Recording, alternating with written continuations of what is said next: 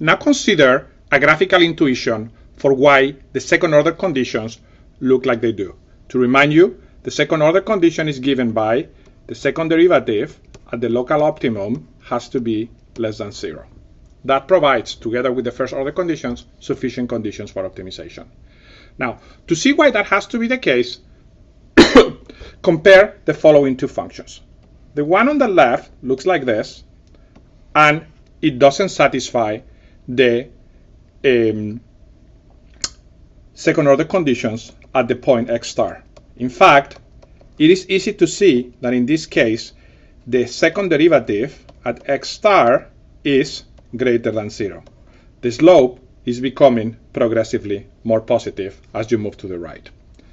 Compare this to a function that looks like this, just like the one before, and at which at x star, our candidate for the local optimum, the second derivative satisfies the second order condition. Let's see why it has to be the case that x star is not a maximum here, but is a maximum here, and the key nature of the difference is captured by the second order condition.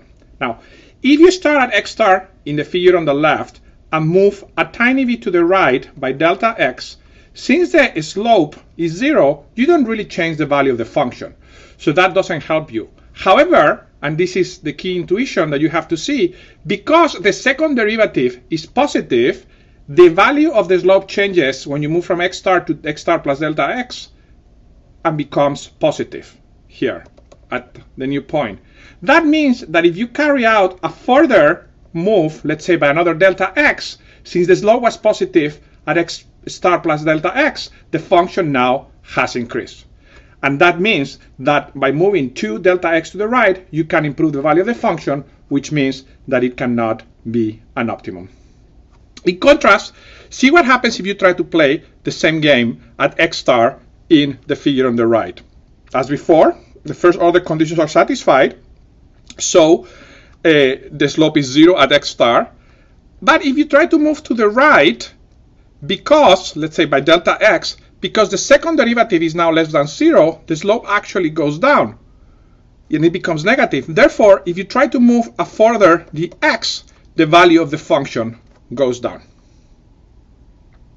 It should be easy to see, and you should convince yourself that it doesn't matter for these arguments whether the movement is to the right or to the left. In both cases, they go through in the analogous way.